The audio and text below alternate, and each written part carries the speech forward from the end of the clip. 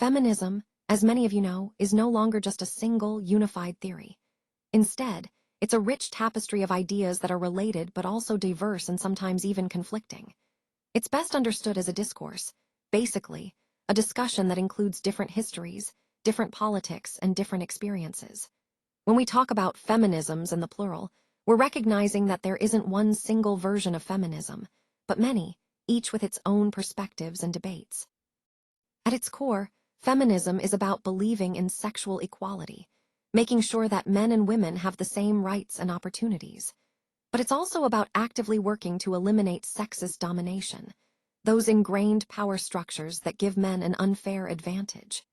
So, understanding feminism today means appreciating this diversity and its ongoing conversations, all aimed at creating a more equal society. This theme of multiple voices and ongoing debate is central to the overall discussion of how feminist ideas evolve and influence social change. Let's take a closer look at the three waves of feminism, which really help us understand how women's rights and gender discussions have evolved over time. The first wave, spanning from 1830 to 1920, was primarily focused on civil rights, legal reform, and the suffragette movement. This was the time when women fought hard for basic legal recognition and the right to vote. Moving forward, the second wave, starting around 1960 and continuing to the present, shifted the focus toward women's liberation. This wave really explored issues like reproductive rights, personal experiences, and sexual difference, broadening the conversation beyond just legal equality. Finally, the third wave, emerging after 1990, is often linked with post-feminism and challenges traditional gender categories altogether. It's about deconstructing gender itself and questioning what femininity and masculinity really mean in today's society. Connecting these waves helps us see how the focus has shifted from legal rights to personal identity and social constructs, which is central to understanding the ongoing dialogue about gender equality and feminism today. Let's talk about the first wave foundations. Initially, these efforts were focused on addressing the material disadvantages women faced compared to men. This meant fighting for basic rights and recognition, such as property rights and the right to vote. These goals challenged the idea that women's subordinate status was natural or inevitable, which was often justified by law and religion. Instead, they questioned why women were seen as inherently lesser, pushing back against these long-held beliefs. And importantly, these efforts laid the groundwork for more radical questions about what it means to embody womanhood and how societal structures shape gender roles. Overall, this wave was about laying a solid foundation for future, deeper inquiries into gender equality and women's rights. Let's talk about Virginia Woolf and her impact on women writers. Woolf really explored the social and economic obstacles that women faced when trying to pursue a literary career. She believed that independence, both financial and personal, was absolutely essential for writers to truly thrive. In her famous work, A Room of One's Own from 1929, she argued that having a private space and resources is a material necessity for women to create and succeed in literature. Woolf also challenged the idea that gender identity is fixed. Instead, she saw it as socially constructed, meaning that our ideas about what it means to be male or female are shaped by society, not something innate. This was a pretty revolutionary thought at the time. And finally, she aimed for a kind of balance through the concept of androgyny. She believed that embracing a blend of qualities, rather than conforming strictly to maleness or femaleness, could help writers escape limiting stereotypes. This idea encourages us to see gender as more fluid, which ultimately enriches the creative process. All these points connect back to our overarching theme, understanding how gender and societal expectations influence literature and the voices that shape it. Today, I want to highlight Simone de Beauvoir's pivotal role in bridging the first and second waves of feminism. Her groundbreaking book, The Second Sex, published in 1949, offered a comprehensive exploration of women's historical oppression. It wasn't just about recounting history, It was about understanding how women have been systematically marginalized over centuries. De Beauvoir is perhaps best known for her famous statement, "One is not born, but rather becomes a woman." This challenges the idea that gender roles are innate, suggesting instead that they are socially constructed through a process of becoming. She also introduced the powerful concept of the other, which is central to understanding gender dynamics. In this framework, men are seen as the one, the subject, the default, the norm. Women, on the other hand, are positioned as the other, the object, the deviation from the norm, often defined in relation to men. Importantly, de Beauvoir insisted that there is no fixed feminine nature. This means that what society considers feminine is not an inherent trait, but rather a set of socially imposed characteristics that can and should be challenged. All these ideas connect directly to our overall theme of how feminist thought evolved to question long-held assumptions about gender and identity. De Beauvoir's insights laid the groundwork for future generations to rethink what it means to be a woman and to advocate for genuine equality. So, as we move into the second wave of feminism starting in the 1960s, a really important idea emerged. The personal is political. What this means is that issues that people experience in their daily lives, especially women, are actually connected to larger political structures and social systems. During this time, the focus shifted from just legal rights to the politics of everyday life, things like patriarchy, reproductive rights, and recognizing that women's experiences are diverse and valuable. We see a real emphasis on celebrating women's differences, rather than trying to fit everyone into one mold. This wave of feminism started to question every part of personal and social identity, how we see ourselves, how we relate to others, and how society influences those perceptions. It's about understanding that personal experiences are shaped by social forces, making personal struggles political issues. And importantly, this movement created a vital link between academic theory and real-life experiences. It wasn't just about ideas in books. It was about changing how women live and are treated every day. This approach helped to make feminism more accessible and relevant, connecting theory directly to the lived realities of women everywhere. Let's talk about Betty Friedan and her influential book, The Feminine Mystique. Published in 1963, it really exposed what she called the problem with no name. That deep sense of frustration many housewives felt but couldn't quite articulate. Friedan highlighted how these women felt unfulfilled despite living what seemed like the ideal domestic life. In response to these issues, she founded the National Organization of Women, or NOW, in 1966. This group aimed to fight for women's legal rights and push for greater equality. What Friedan and NOW stood for is often called equality feminism, the idea that women should have the same social and legal opportunities as men. However, it's important to recognize that critics argued that simply achieving legal equality wasn't enough. They believed that deep-rooted male supremacy and societal norms would still need to be addressed to truly dismantle the barriers women faced. All of this ties into the broader theme of the presentation, how the feminist movement evolved to challenge not just laws, but also cultural and social structures that kept women in subordinate roles. In this slide, we're looking at Kate Millett and her influential work, Sexual Politics from 1969. Millett argued that women's oppression isn't just about individual cases or societal structures, but it's fundamentally rooted in ideology. She believed that patriarchy, which she defined as a political institution, systematically subordinates women to men, maintaining power dynamics that are built into our social and political systems. What's particularly interesting is how Millett brought in psychoanalytic ideas into literature, suggesting that texts often contain repressed meanings that reveal underlying power structures. She saw reading as a political act, an opportunity for women to challenge the dominant narratives. That's why she encouraged women to read against the grain, meaning to critically analyze and question male-authored texts instead of passively accepting them. Overall, her work ties into our larger theme of understanding how gender oppression operates on ideological and cultural levels, and how critical engagement with texts can be a form of resistance. Let's talk about the essentialism debate. At its core, this debate asks whether there are innate differences between men and women. Essentialists believe that biological differences shape distinct psychological and emotional traits in women. They argue that these differences are natural and rooted in biology. On the other hand, anti-essentialists contend that what we see as sexual differences are largely a result of cultural conditioning. They believe society plays a significant role in shaping gender roles and identities.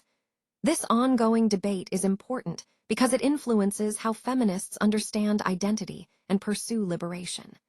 It's a fundamental part of the broader conversation about gender, nature, and society that runs throughout this whole presentation. Let's take a closer look at the contrast between equality and difference feminism. Equality feminism aims to make women equal to men within a gender-neutral social framework. The goal here is to ensure that women have the same rights and opportunities as men, promoting fairness across the board.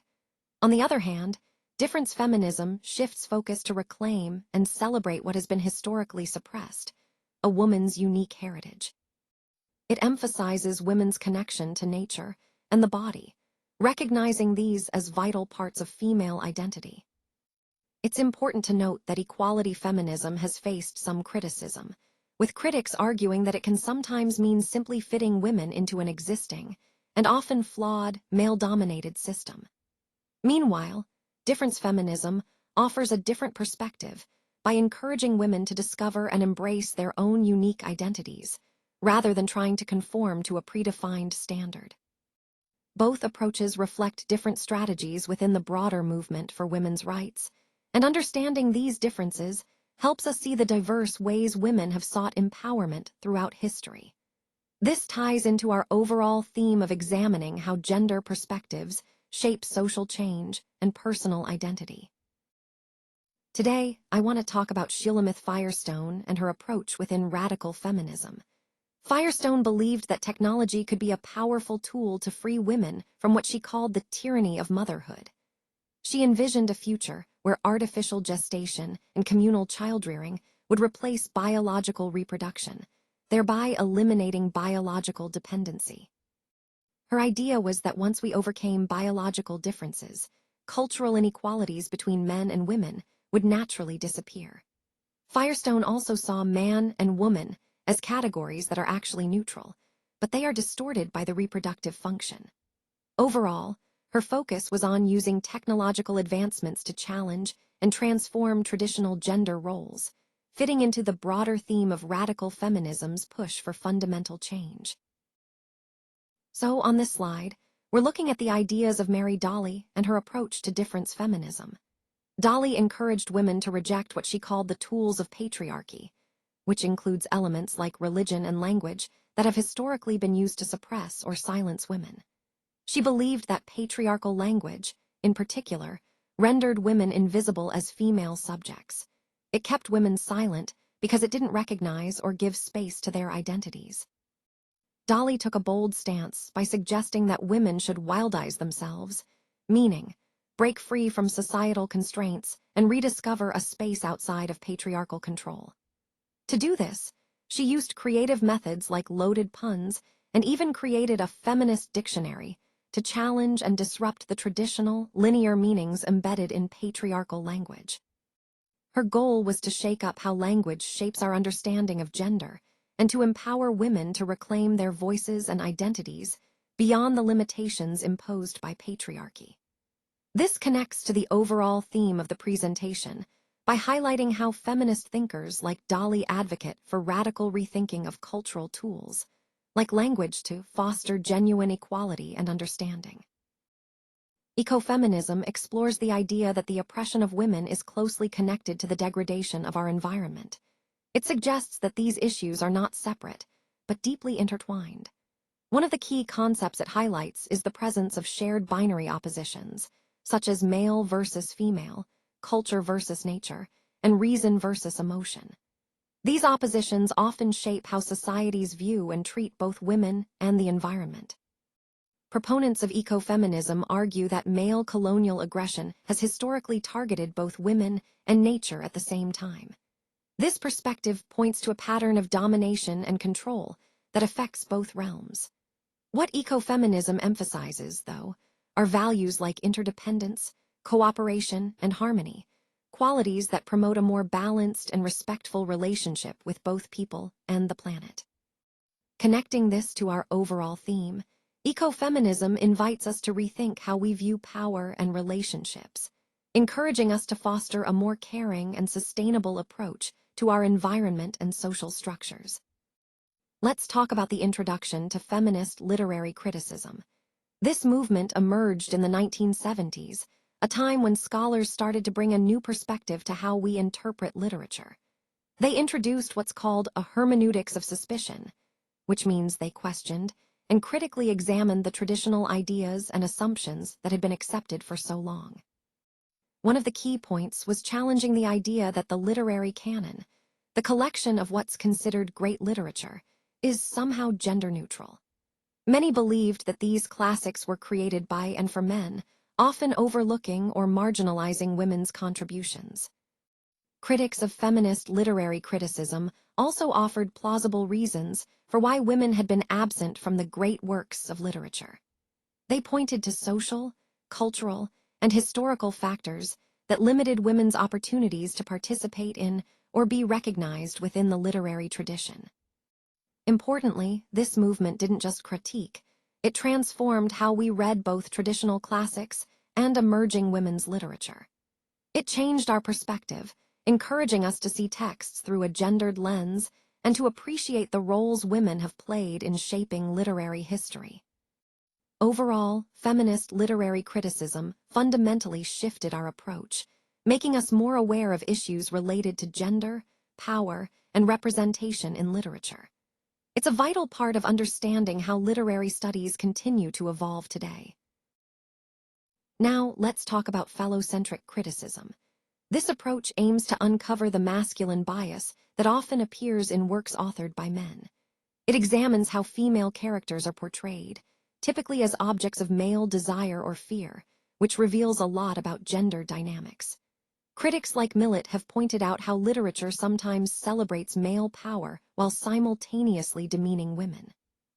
This perspective helps us see literature not just as art, but as a reflection of political ideology that reinforces patriarchal values.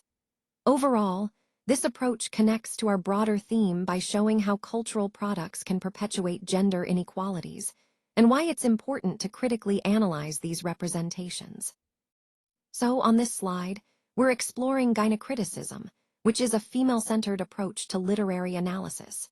Elaine Showalter is credited with coining the term gynecriticism, and her main focus was on emphasizing women as writers. This approach was really effective in increasing the visibility of female authors and giving us more works to reassess from a gendered perspective. The core goal here was to uncover and recover a hidden female literary tradition, one that had often been suppressed or overlooked due to male-dominated standards. Showalter argued that women's writing should be viewed as its own distinct subculture, with unique themes, styles, and experiences that deserve recognition. Overall, gynecriticism helps us appreciate the richness of women's literary contributions and understand how gender influences writing and interpretation. It ties into our broader theme of examining literature through diverse, inclusive lenses, and highlights the importance of valuing women's voices in the literary landscape. Now, let's take a closer look at Showalter's 3 phases of women's writing. First, we have the feminine phase, which spans from 1840 to 1880. During this period, women writers often imitated the dominant male aesthetic standards. In other words, they tried to align their work with what was considered proper or acceptable in the literary world at the time, which was largely shaped by male tastes and expectations. Moving on to the feminist phase, from 1880 to 1920, we see a shift. Writers began protesting male values and advocating for what we might call separatist sisterhoods. They challenged the existing norms, emphasizing women's unique voices and experiences, and sometimes even called for women to create their own literary spaces apart from men. Finally, in the female phase starting from 1920 and continuing to the present, we notice that writers inherited some characteristics from previous phases, but also moved toward self-discovery and a focus on female experience. This phase is about women defining themselves on their own terms, exploring their identities, and sharing stories that reflect their lived realities. Overall, these phases illustrate how women's writing evolved from imitation to protest, and finally to self-assertion and authentic expression, highlighting an ongoing journey toward empowerment and voice within literature. Now, let's explore Marxist feminism and its focus on class and gender. This perspective aims to understand how the sexual division of labor is actually constructed by economic systems. It highlights that traditional Marxist history often overlooked women's experiences, particularly how gender roles are shaped by material conditions. Juliet Mitchell made an important contribution here by trying to historicize the control patriarchy has over reproduction, showing how gender roles are maintained over time. The core idea is that true liberation for women can only happen when the material conditions, such as jobs, wages, and domestic labor, are addressed and changed. This approach connects deeply with our overall theme by emphasizing that economic structures are central to understanding gender inequality and social change. French feminism took a fascinating turn when it started to draw heavily from philosophy, linguistics, and psychoanalysis, moving beyond just social activism. What's really interesting here is how this approach shifted the focus to language itself, seeing it as the main tool through which the patriarchal order is embedded and maintained. Thinkers like Julia Kristeva, Helene Sixus, and Luce Irigaray played pivotal roles in this shift. They argued that because language tends to position the speaking, I, as masculine, women are often left voiceless or mute in the symbolic order. This idea really emphasizes that understanding and transforming language is crucial to addressing gender inequalities. So, this philosophical turn highlights how language shapes our perception of gender and suggests that change begins with rethinking how women are represented and heard within that language. Let's talk about feminism and psychoanalysis. Early feminists were quite critical of Freud, especially his concept of penis envy, which they saw as overly centered on male anatomy and not fully addressing women's experiences. They felt it was too phallocentric, meaning it focused mainly on male-centered ideas. Later on, though, theorists like Juliet Mitchell took a different approach. They argued that psychoanalysis shouldn't be used to defend existing patriarchy, but rather as a tool to analyze and understand it. This shift opened the door for feminism to use psychoanalytic concepts to critique social structures. Lacan's work was particularly influential here.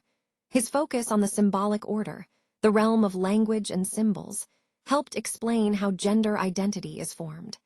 According to Lacan, our sense of self is shaped through language, which is crucial for understanding gender identification. Finally, feminists began using psychoanalysis to delve into how social norms are internalized. They examined how individuals internalize societal expectations about gender, revealing the complex ways social and psychological factors intertwine.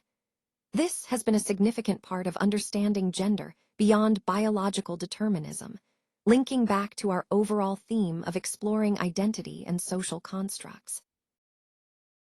Let's explore Julia Kristeva's ideas about the semiotic and the symbolic.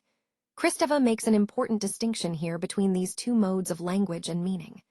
The semiotic, which is pre-Oedipal, refers to those rhythmic drives and bodily energies that are more instinctual and maternal in nature. It's like a flux of raw, emotional, and pre-verbal expression that can shake up the more structured systems of language. On the other hand, the symbolic is all about order, structure, and language as we typically understand it. It's the patriarchal, law-based system that governs how we communicate and organize our social world. Think of the symbolic as the law of the father, providing stability and rules for language and identity. Now, the semiotic is often seen as a maternal flux, that spontaneous, expressive force that challenges this stable law. It's like a disruptive undercurrent that questions and sometimes even breaks the rigid rules of language and social norms.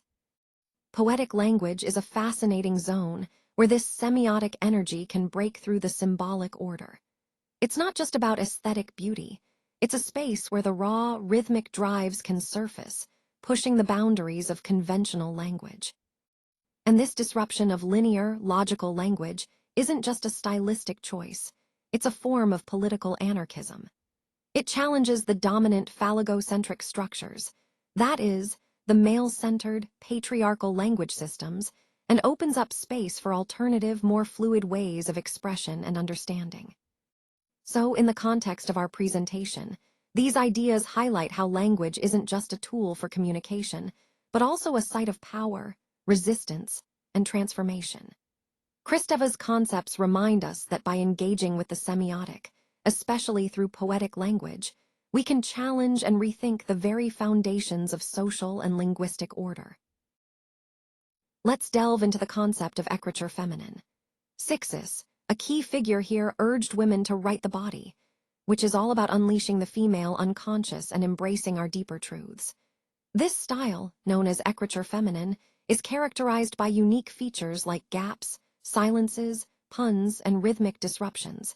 These elements break away from traditional, linear writing. It's really about celebrating the marginal and disruptive positions women often occupy, seeing these as sources of subversive power. Essentially, it's a way to challenge existing norms and to highlight how women can use language as a form of resistance. Importantly, écriture féminine isn't just about rewriting, it's visionary. It imagines a future where a new, alternative language could help us create a different society, one that's more inclusive and liberated. This concept ties into our overall theme of exploring how language can be a powerful tool for change and empowerment. Today, I want to highlight Luce Irigary's concept of the multiple female. Irigary challenged the traditional binary system of masculine logic, which tends to categorize everything into one or the other, essentially, a dichotomy of one versus other. She argued that female sexuality isn't just a single, fixed entity. Instead, it's multiple and fluid, resisting strict categorization. This idea is quite revolutionary because it shifts the focus away from rigid labels and recognizes the complexity of women's experiences. Irigary also emphasizes that women's eroticism is characterized more by fluidity and touch rather than the male-oriented gaze, which often objectifies women. Her work promotes a radical sense of otherness, which aims to rupture conventional Western representations of women, those stereotypical images we've seen for so long. Connecting this to our overall theme, Irigary's ideas push us to rethink how we view female identity and sexuality, not as fixed or one-dimensional, but as rich, multiple, and dynamic. It's about embracing that multiplicity and challenging the traditional frameworks that have limited our understanding of women. Let's talk about Black feminism and intersectionality.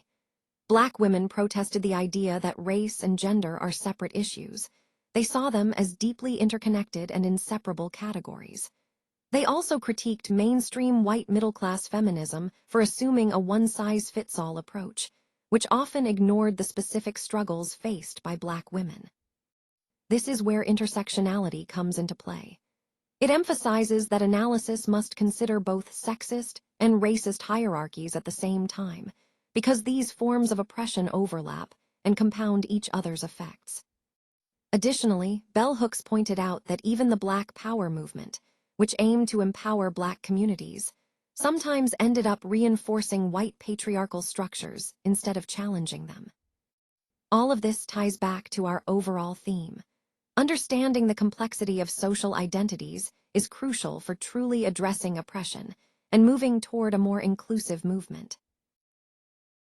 Now, let's talk about Alice Walker and her concept of womanism. Walker actually proposed the term womanist to help differentiate Black feminist prose and to highlight the unique experiences of Black women. She wanted to recover the often fragmented and dislocated history of African American women, giving their stories the recognition they deserve. Walker emphasized that Black women couldn't afford to reject a stable sense of identity in the way that white women might. Their experiences are shaped by intersecting identities of race and gender, which makes their journey even more complex. Her work really brings to light what she calls the double invisibility, the idea that Black women are often overlooked because they're neither male nor white in the dominant discourse. This dual marginalization is a crucial point in understanding the broader themes of the presentation, as it underscores the unique challenges faced by Black women and the importance of forging a distinct, empowering identity for them. So let's talk about post-colonial feminism and the concept of double colonization. Women in post-colonial nations often face two layers of oppression, first from patriarchy, and second from colonialism itself. This double burden means they're navigating not only gender-based discrimination, but also the lingering impacts of colonial histories. Nationalist leaders often position women as custodians of tradition, which sounds positive at first, but in reality, this tends to exclude them from full citizenship and equal participation in society. Instead of empowering women, this approach can reinforce restrictive roles under the guise of preserving culture. Third world feminists find themselves caught in a tricky position. They need to negotiate between local cultural revivalism, which aims to protect traditional values, and Western feminist ideals, which promote gender equality. Finding a balance is critical because neither extreme fully addresses their needs or respects their cultural context. The ultimate goal here is to reclaim agency. Women and feminists want to do this from within their own cultural and linguistic frameworks, even when those frameworks have been shaped by colonial histories. It's about rewriting the narrative on their own terms, rather than being defined by the colonizer's language or concepts. So, in essence, post-colonial feminism challenges us to think about how liberation can be achieved from within the very words and structures imposed by colonialism, making it a powerful form of resistance and self-determination.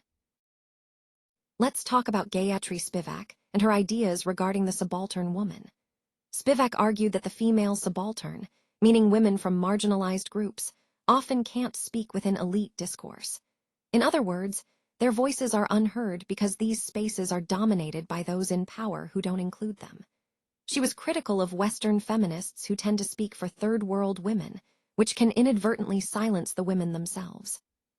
Instead of empowering, this approach can impose a kind of cultural imperialism, what Spivak called epistemic violence, where imperialism destroys indigenous ways of knowing and understanding the world. To navigate this, she proposed the idea of strategic essentialism. This means using simplified or collective identities strategically to make political interventions more effective. It's a way to temporarily set aside differences and focus on common goals. Connecting this to our broader theme, Spivak's work highlights the importance of listening to marginalized voices and being aware of how power dynamics shape who gets to speak and be heard. Her insights remind us that true understanding requires us to be cautious about speaking for others and to prioritize giving space for those who are often silenced. So in this slide, we're focusing on Judith Butler and her influence on the third wave of feminism. Butler's book, Gender Trouble, published in 1990, really challenged how we think about gender. She argues that gender isn't something you simply are, it's something you do. It's performative. That means gender is created through repeated actions, behaviors, and expressions, rather than being an inherent or fixed identity hiding behind those acts. What's really important here is that Butler questions the idea of a single, unified feminine identity that underpins feminist politics. Instead, she opens the door for many different gender expressions and identities. This shift towards deconstruction allows us to see gender as fluid and multiple, rather than static or binary.